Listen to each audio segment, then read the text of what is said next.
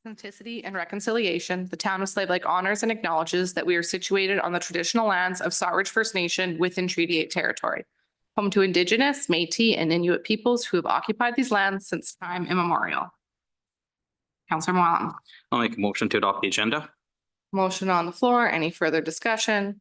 Call to question, those in favor. And that is carried. Councillor Choba. I'll make a motion to adopt the minutes of August 20th regular meeting of council. Motion on the floor. Any further discussion? Call to question, those in favor. And that is carried. Okay, we're going to move right into our reports and new business. And we have our Truth and Reconciliation and Indigenous Relations update. Maddox, the floor is yours. Not yet. I'll let you know. Yeah. Good evening, Worship and members of council. This report is about the update on the TRC, which we started working on last year. A little bit of background. Around September last year, I gave a presentation on TRC and the plans that we have for the commemoration. That was on the 30th. And part of the plan was we moved away from the traditional one-day commemoration to a one-week thing. So we had a Rainier Hall Plaza lights on for 1 week. We had the digital boards on displaying historical content all through the week. And then we had the flags at half-mast all through the week. And then after the presentation, we were directed to come up with, to look at all of the calls to action. Then the focus was on just calls to action 57, which was talking about training municipal government employees on Indigenous relationship, anti-racism, conflict resolution. So what we did this time around was, and thanks to Councillor Adams, he gave us the municipal guide, which was prepared by AUMA. So what they did was they looked at the original calls to action, and then they did a draft saying, if you do ABC, then you would have seen to have, met those recommendations. So this report is in 3 columns. The first column is the original content. The second column is the draft, which is the municipal guide. And the third column is what we as a town have done or what we should be doing. Just an overview. I'll move ahead and read. Just the background. The Truth and Reconciliation Commission of Canada was established in 2008 to address the legacy of the Indian residential schools, which operated from the 1870s to the 1990s and subjected Indigenous children to abuse and cultural assimilation. Objectives of the TRC are truth-telling, healing and reconciliation, commemoration, public education, and recommendation for change. In 2015, the TRC released a 6-volume report documenting the experiences of the survivors. To redress the legacy of residential schools and advance the process of Canadian reconciliation, the Truth and Reconciliation Commission identified 94 calls to action. Last year, just like I described, on September 5th, 2023, the town presented to council and mayor to address calls to action 57, which emphasizes the importance of educating public servants. During the week of September 30th, coinciding with the National Day for Truth and Reconciliation, the town held a Cairo exercise. Following the presentation, administration was tasked with reviewing all the calls to action and identifying areas where the town can make further progress. This review will be guided by the report prepared by the Alberta Urban Municipalities Association, AUMA, titled A Municipal Guide to the Truth and Reconciliation Commission's Calls to Action, released in July 2021. I have the appendix there. The purpose of this guide from Alberta Urban Municipalities Association is to assist municipal leaders to understand the calls to action that are most relevant to Alberta municipal government in terms of scope of responsibility and applicability of municipal service delivery. Discussion. Alberta Urban Municipality Association document has 2 columns. The first column lists all the calls to action number. The second column provides the rationale for detailing what municipalities should be doing or considering to fulfill that particular call to action. I've added a third column to show what the town has already implemented or potential actions to be considered. I've included in the latest news as of June 16 regarding the Truth and Reconciliation calls to action at the national level where the report states that only 13 out of the 94 calls to action have been completed so far. This update from Global News is intended to provide a context, and what it tells us is that the journey towards reconciliation should not be seen as a quick fix, short-term efforts, but rather as an ongoing commitment to build upon the achievements and progress already accomplished. While I was working on this report, that was around the same time this report actually came out, so it was right timing. So I'd like to just, quickly go through this so that you see, what they talked about. Brady, you want to play that? Yes. This is at the federal level and what has been done so far.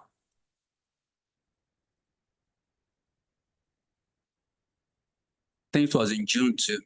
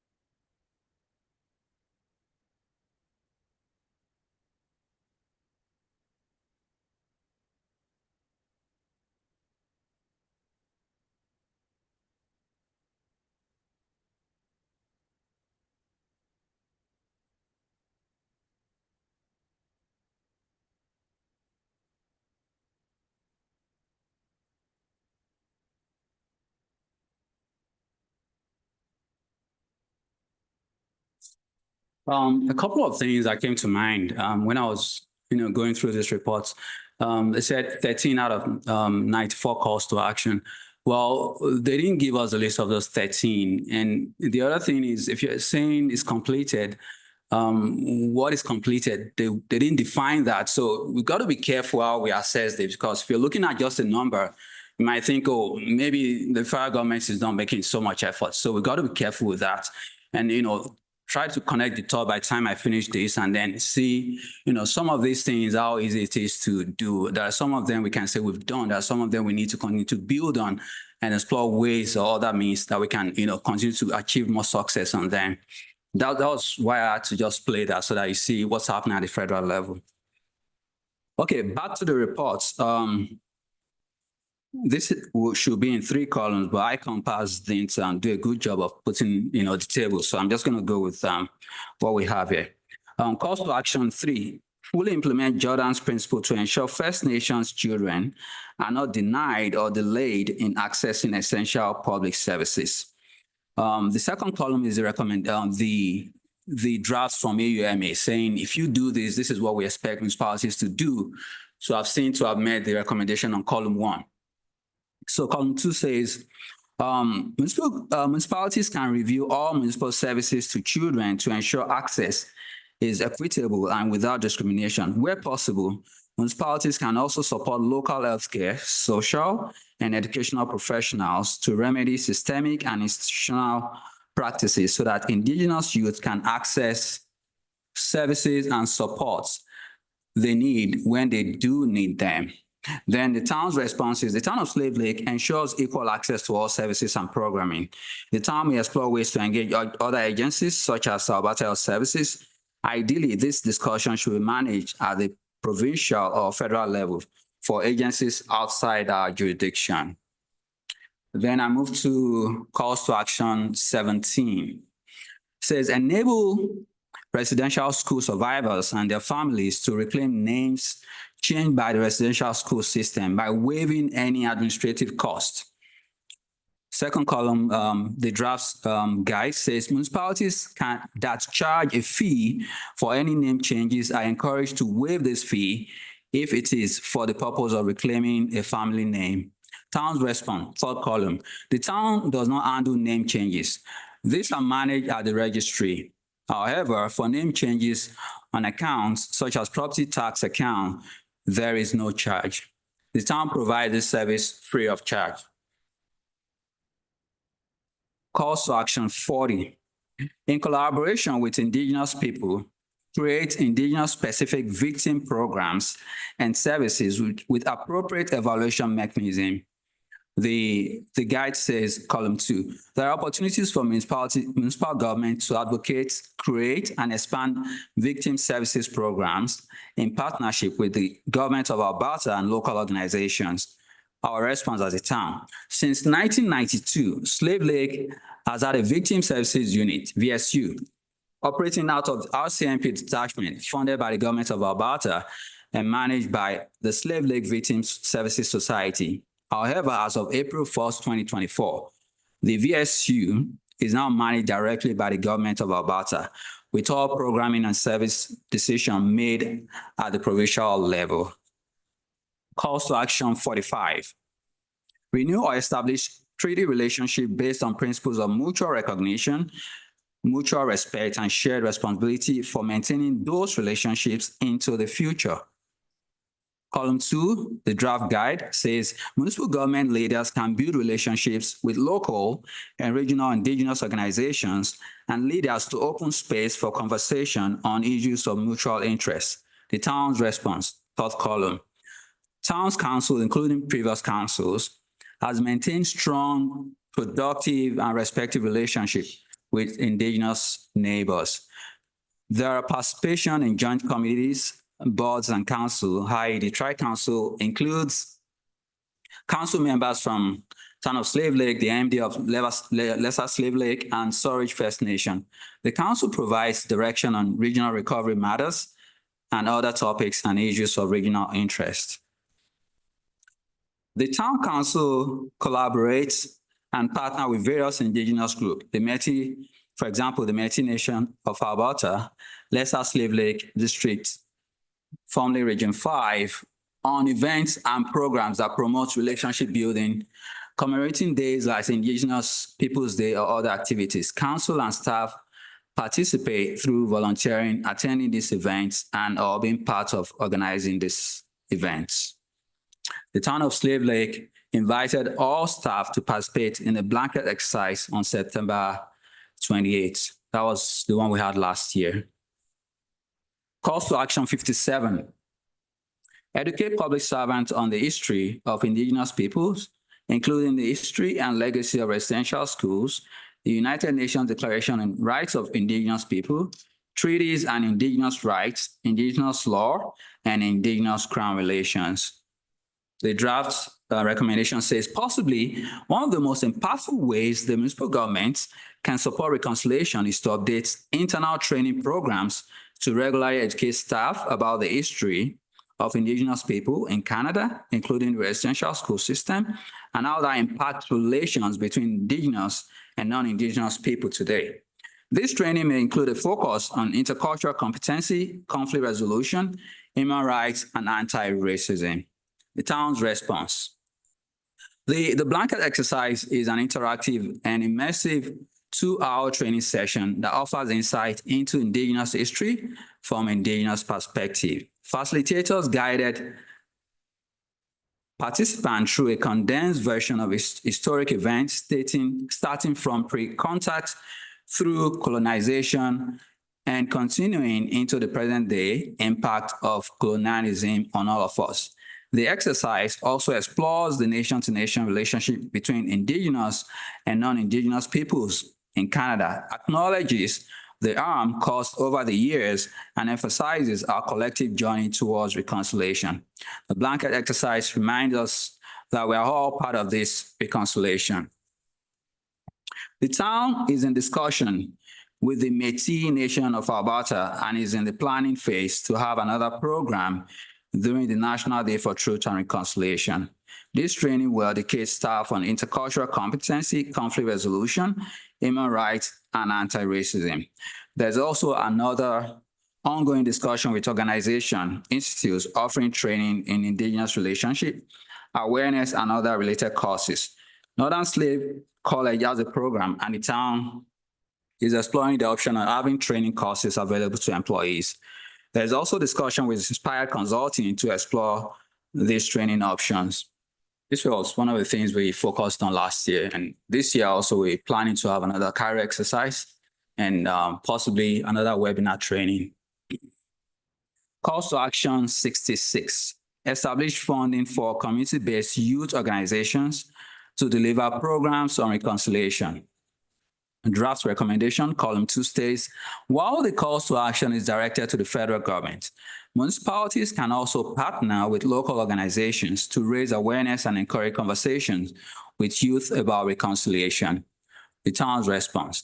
The town can and is willing to partner with local organizations to raise awareness and encourage conversation with youth about reconciliation. This has also been discussed with our municipal intern who is working with the Youth Advisory Committee to explore ways to bring related topics to the community for a robust engagement. Calls to action 69. Encourage libraries to commit more resources to public education and residential schools. Column 2, draft recommendation says, municipalities can partner with a local library to host speaker events and sharing circles and promote literature that will increase awareness about the history and legacy of residential schools. If we go to the website, we actually have, the library website has adequate content. I gave the URL there. If you go to this URL, it features a page dedicated to Indigenous resources. In addition, the town of Slave Lake has representation on the library board, 10-member, that will allow the town to advocate for and collaborate with the local library in planning events that promotes Indigenous awareness. Calls to action 77. Work with the National Center for Truth and Reconciliation to identify and collect copies of all records relevant to the history and legacy of the residential school system. The draft recommendation says, column 2 says, municipalities can explore historical, corporate, and cemetery records to identify and deliver any relevant documentation to the National Center for Truth and Reconciliation. This may include partnering with local museums. The town's response to this. If the town of Slave Lake did have any records relevant to the history and legacy of residential school system, they would have been destroyed in the 2011 fire. However, we recognize that the Lesser Slave Lake region was the site of several residential schools. And the last one calls to action 93. Create revised information kits for newcomers to reflect the history of Indigenous people, including information about treaties and history of residential schools. Column 2, draft guide.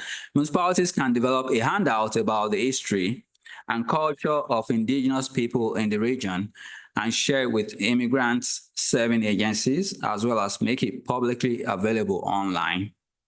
Consider developing the handout in multiple languages to better support newcomers to understand the cultural context.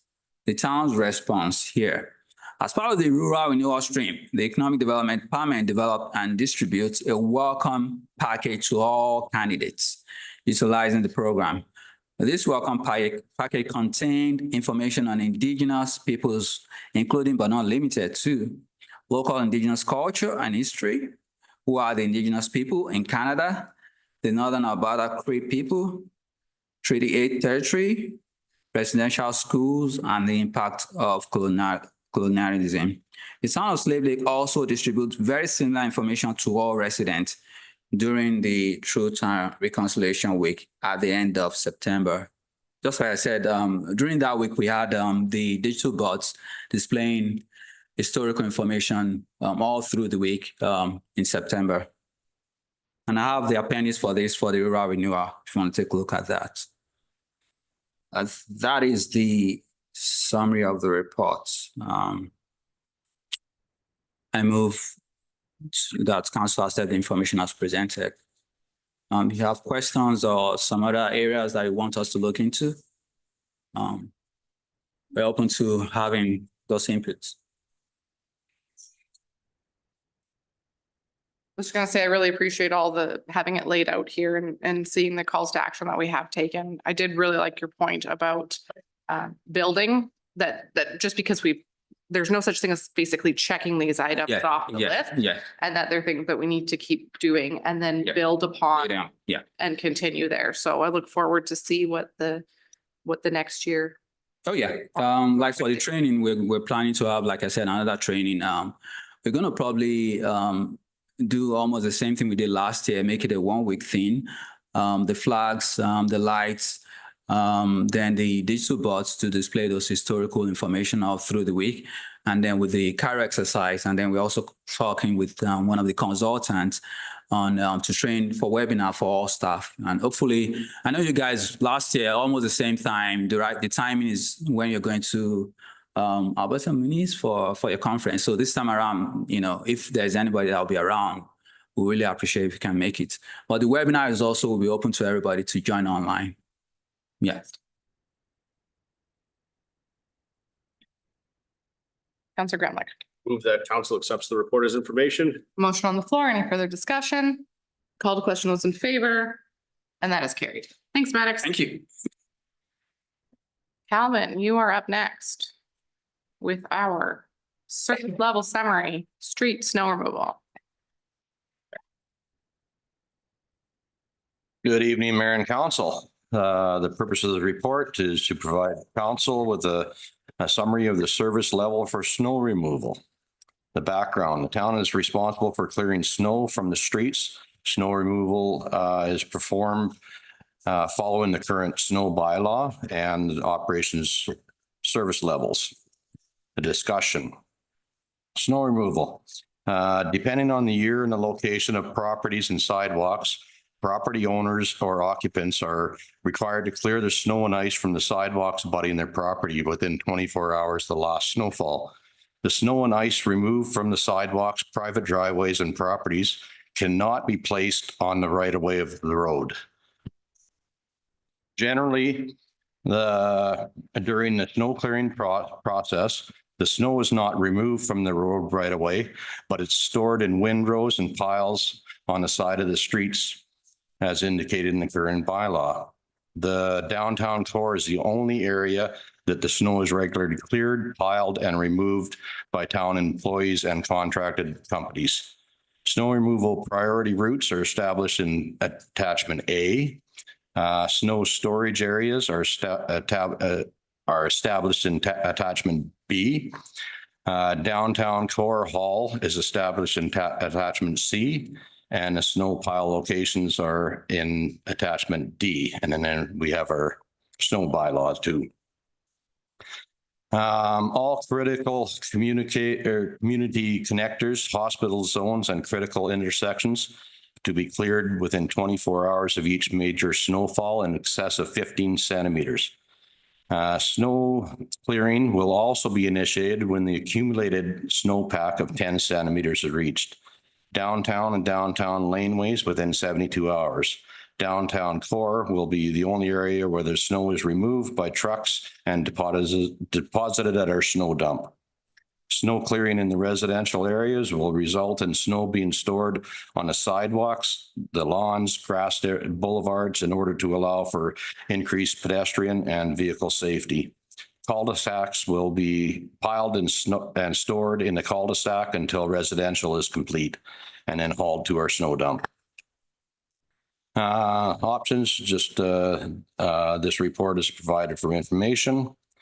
Resource impact, the Department of Operations has 2 loaders, 2 graders, 1 skid steer, 1 backhoe, 1 plow truck, sand truck, and qualified personnel to sand and clear the roads. Sometimes we hire out private contractors to help us. Communication strategy, the attached documents are publicly available. In relation to strategic planning, snow removal from the streets enhances traffic and pedestrian safety, which helps improve the quality of life of residents and visitors. The recommendation is to receive this report for information. Any questions? Councillor Moellem. Hello, thanks for all the information today. No problem. I know we kind of prioritize the downtown and some of the key roads in the daytime. I'm wondering if maybe some of the residential areas should be done in the daytime when traffic is lower in that area, and doing kind of the main roads and arteries kind of in the evening when there's less traffic as well. Would that make it easier for the department to get work done? So downtown, we generally do at nighttime. We pull night shifts, and it's just for that reason. Getting into residential, we have a noise bylaw, so we can't get in there during night times. So we can only get there during the daytimes.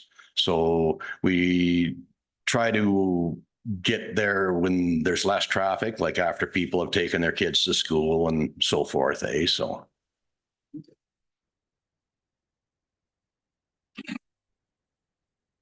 Councillor Joubert. I'll make a motion to accept this information. Motion on the floor. Any further discussion? Call to question, those in favor?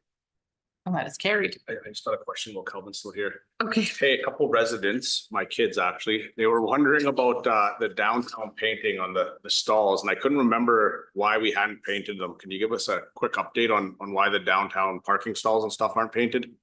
Okay,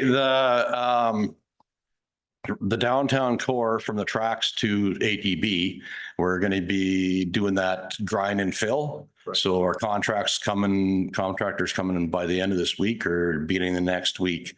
The parking hasn't been painted because we're going to be ripping up that sidewalk and stuff like that. Now we did paint from ATB to the Legion. We probably will be getting that grind and fill because our pricing come in lower. So we're just going to stretch out all our grind and fill and just burn up the money. Perfect. Thank you. But Okay, thank you. thank you.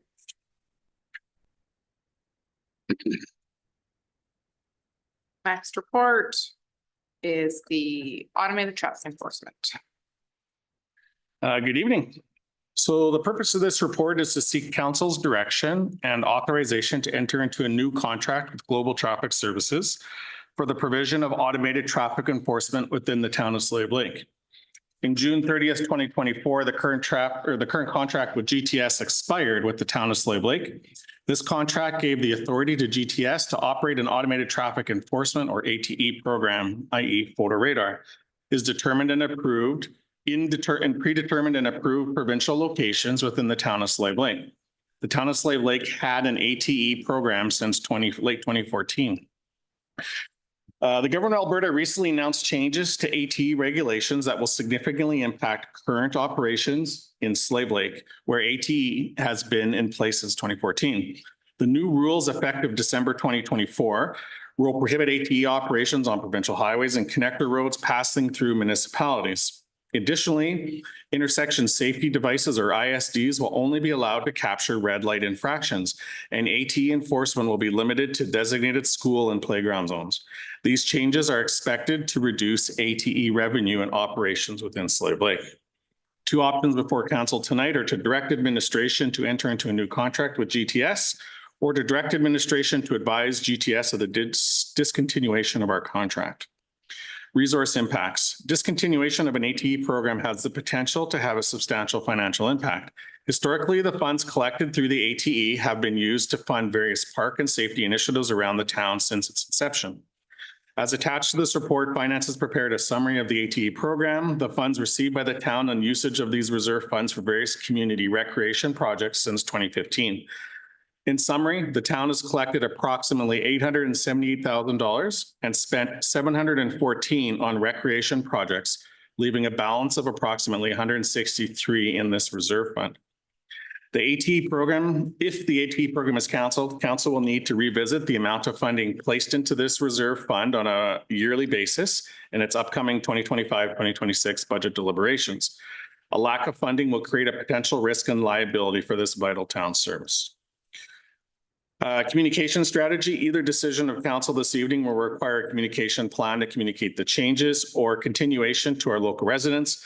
Notifications will need to be done to our municipal law enforcement service, and the requirement for them to increase their traffic enforcement efforts should be declined to proceed with the ATE program. A traffic enforcement program within the town of Slave Lake, whether delivered through ATE or law enforcement, plays a significant role in community safety and livability. Recommendations for council, as this is a public policy related matter, administration has no recommendation related to this item. Councillor Gremlich. Councillor Adams is unfortunately not here to argue with me for 45 minutes about this. So everyone kind of knows how I feel. Couple points in there. We were talking about how it funds parks. It does, but recently we've been fortunate enough to have Tamarack Valley Energy and Lance Torgerson give large amounts of money to fund parks. So there is Murad Group did as well. Yeah, Murad Group just came in this year as well. So there is other options, and we shouldn't base our parks off of people's driving habits. This week, I saw a lot of RCMP out poking their heads in windows, happened to see a couple of cars getting towed after. So obviously there was some extra infractions there that photo radar won't catch. And I'd rather have police poking their heads in windows, as I've stated for, I think, 6 years in a row, than a camera catching you and getting a ticket later. So that's how I feel about it. And Steve's not here to rebuttal me, so someone else can now speak. Councillor Hughes. Yeah, so I actually agree with Councillor Gremlich as well. I think, I guess if we're even speaking about our parks as well, at least since I've been on this council, a lot of major upgrades have currently been done to parks. So while obviously having that, reserve transfer in there is very important and will continue to be, I think that that's something we can kind of plan in advance for here as we do multi-year budgeting. And I also love and appreciate all of the local businesses who have continued to donate to the parks in our area. And I hope that that will continue in the future. In terms of safety, everyone always says, oh, photo radar is making it safer.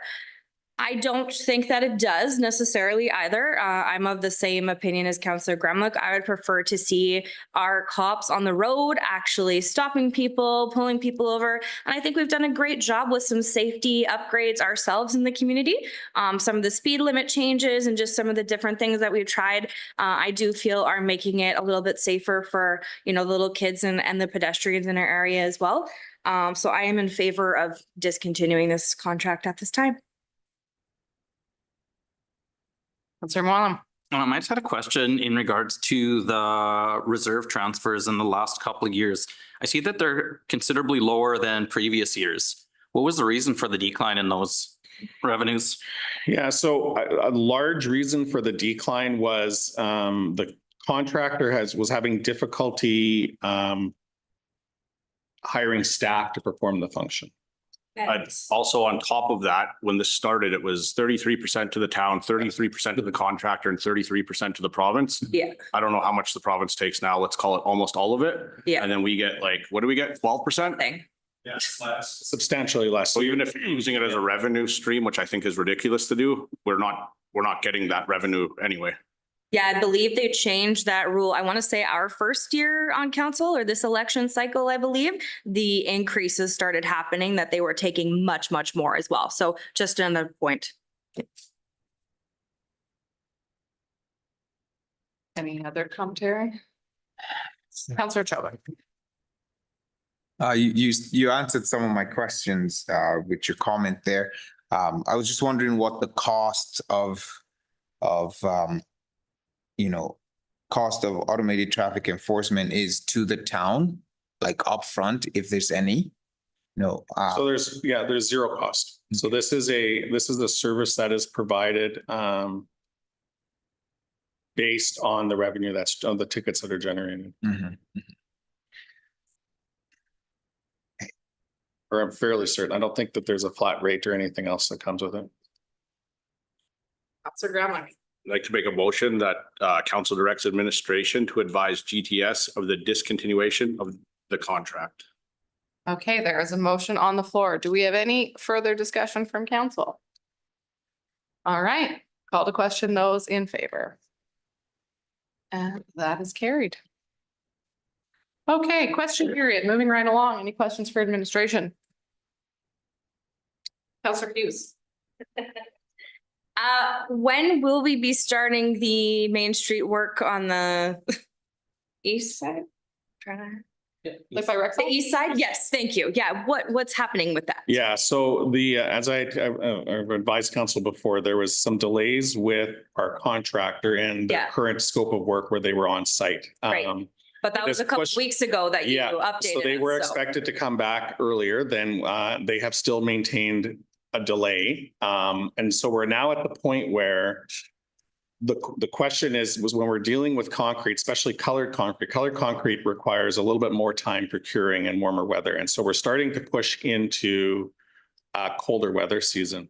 So a Yes. decision was made to not force to not force a product or a completion of a project that doesn't have a good enough result, to push it to the beginning of next year. So the contractor has agreed in principle to keep the pricing the same that they submitted for this year and to prioritize this project as their first project for the 2025 spring, or when they're able to pour and to complete the work. So we are going to likely defer the work or the remaining work on that phase on the east side in front of the brick, in front of that section of lot until the spring of next year to have, based on the price and based on the, we don't want to rush a product that has the potential. If we rush the completion, it may have an impact on the quality of work that's done. Yeah, agreed. And that's why I asked the question. It is getting late. We haven't had an update for a couple of Right. weeks, or at least I haven't. So Yeah, I this wasn't just really came sure. this week here. Okay.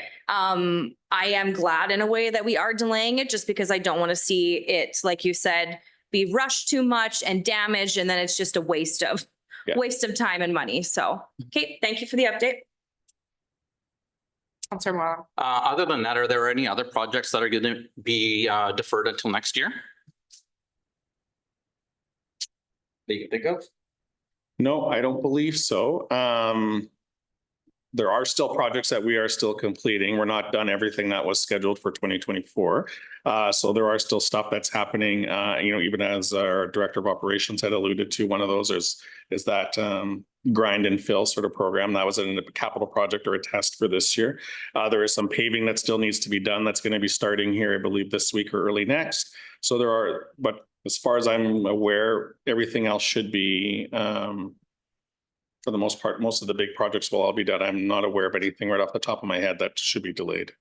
Thank you.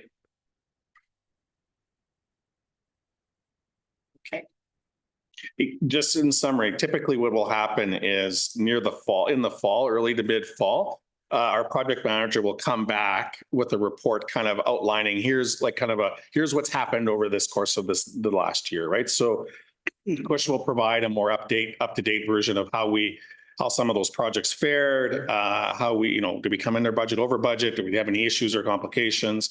That will likely happen in one of the last sessions in October or early November, depending on how we complete the rest of the season. So. Counselor Choba.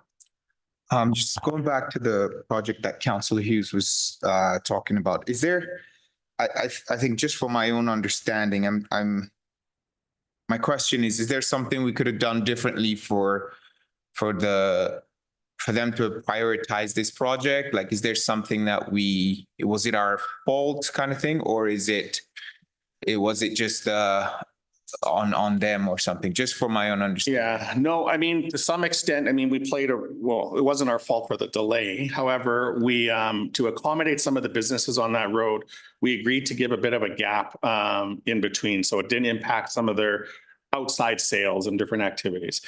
So we did contribute to it from that sort of perspective, although the contractor had every indication of being back early August, to return and to complete that, which would have given us a large enough window to complete the work. It's probably 3 to 4 weeks worth of work there. What unfortunately happened was the province of Northern Alberta got a whole bunch of rain, and all of that rain impacted and pushed back projects where they were off site. They're working in Fort McMurray, and it led to this problem. Moving forward, we're going to see part of this year's, or one of the administrative tasks this year, is to take a review or look at some of our contracts that we're utilizing and see if there's any opportunity for us to beef up some of those conditions that may have dates on delivery. Right. When we tender them out, we have that process in there. You know, we want these projects completed by X sort of timeframe. But what doesn't seem to be happening is it's not necessarily being included into the contracts themselves. So we're going to utilize this opportunity to bolster some of our contracts, to build in some financial incentives to ensure that projects are prioritized within a certain within a certain realm of reasonability. Thank you.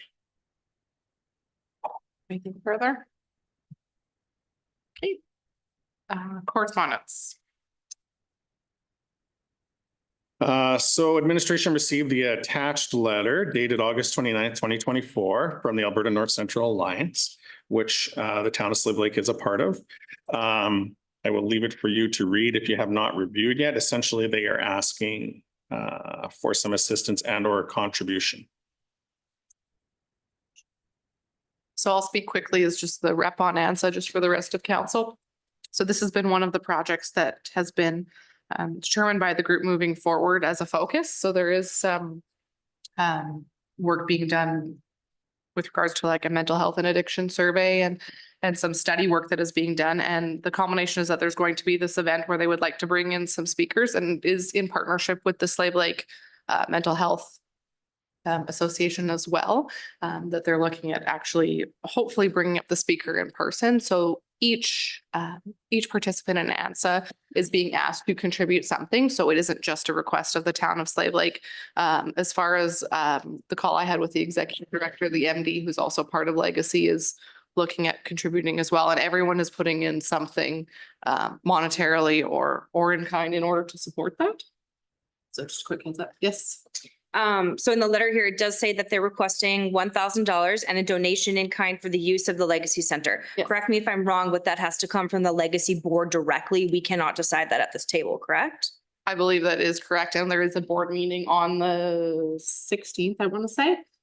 But it would be good to have an indication of council's preference. I'm the rep on there and the chair. Okay. So if there is any opposition or discussion or concerns that we'd like to bring forward, the MD, as far as I'm concerned, they said they were also willing to bring that forward to that meeting as well. Okay, so it is a possibility that that board could agree to. Yes. Okay, I was just gonna say, at minimum, I would love to see us make sure that the facility is donated in kind. However, if that happens naturally within that board, I would also be in favor of a $1,000 donation to the cause. That's just me. Yeah, I think it's a good idea for us to partner with them. Just the fact that they're working on mental health and addictions in our area, I think it's something that we support. Something that we see the struggles in our community. So showing that support and showing that we're part of the working group to move our community towards a place that mental health and addiction is a thing of the past, even though we're far away from that. So I'm definitely in support of the donation. Just like Councillor Hughes mentioned, I don't think the town of Slave Lake has formal rights to donate that location that they're asking for, the Legacy Center, in kind. So I think I'll just stay out of that one. But for sure, I'm in support of the donation towards disregard. And I should mention the event, the Ballard Group is one of the contractors that has been hired by ANSA in order to do data collection. And so part of that will be done at this event as well. Yeah. I'm obviously, as a rep on ANSA, I'm in favor of the $1,000, and with council's blessing, then I will bring that to the legacy board as well with regards to the facility donation, because yeah, that is under their purview. Okay. Councilor Gramlich. Formal motion? Yes. Yeah, go ahead. Oh, you can. No, give her. Councilor Hughes. I move to direct administration to donate the amount of $1,000 to the ANCA for this event here, as outlined, and just for Mayor Ward to show our support at her next legacy board meeting. So just a friendly amendment, you'll have to indicate where the funding's to come from, which you'll have to say from the future Restricted expenditure. surplus. please. Yeah. Yeah, Future expenditure reserve. future expenditure. Is that the new name? That's the name. Okay, future expenditure, please. With friendly amendment, that's $1,000 to come from the future expenditures reserve to support the Alberta North Central Alliance Mental Health and Addiction Symposium. Perfect. Okay, motion on the floor. Any further discussion? Call the question, those in favor. And that is carried. And I will take that to the legacy board meeting that our council is in support of that. And then we just need to talk to the other board members there. Perfect, to see where they sit on this. And with that, we will move to State of the Lake. Councillor Achoba's hand went up first. Wow. Okay. Okay, so September is the FASD Awareness Month. FASD is fetal alcohol spectrum disorder. So this year, the theme is Everyone Plays a Part. So the community is invited to barbecue awareness or an awareness barbecue. This year, it will be held on Monday, which is September 9th. That's the FASD Awareness Day. It's from 1 to 5 p.m. The location is Legacy Parking Lot, so Legacy Center Parking Lot. The afternoon will be filled with delicious foods, engaging activities, valuable information about FASDs, and some other community partners who are going to be there to share some of their programming as well. Our hope is that we can come together and show that every member of our community plays a crucial role in raising awareness and supporting meaningful change. For more information about this, contact Mishka Facey at mfacey@wjscanada.com. Thank you. Nothing? Nothing for me today. Councillor Gramlich. I just want to say this past weekend, through my day job at Total, we hosted our 4th annual Indigenous Hockey Day. We had 150 participants. Just want to thank the sponsors, Total Energy Services, Impact, Tamarack Valley Energy, Allied 2, Aspen Leaf, Woodcote, and Headwater for making it all possible. Awesome. Councillor Hughes. I will make a motion to go into closed session.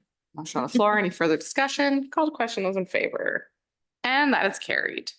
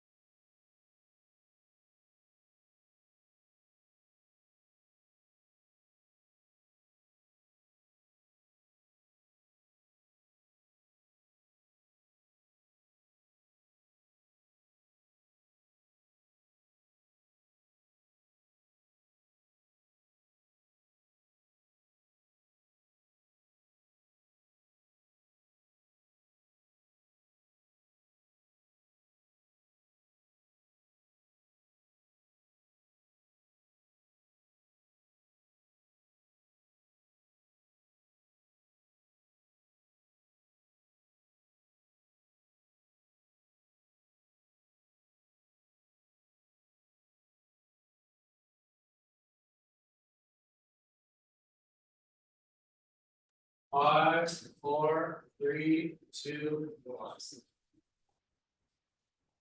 Counselor Gremlin. I would like to make a motion to adjust the pay grid Okay, as presented. thank you. Motion on the floor. Any further discussion? Call the question. Those in favor? And that is carried. Counselor Chalba. I'd like to make a motion directing administration to proceed with land acquisition conversation. Motion on the floor. Any further discussion? Call the question. Those in favor? That is carried. Counselor Hughes. Motion to adjourn. Motion on the floor. Any further discussion? Call to question. Those in favor? And that is carried.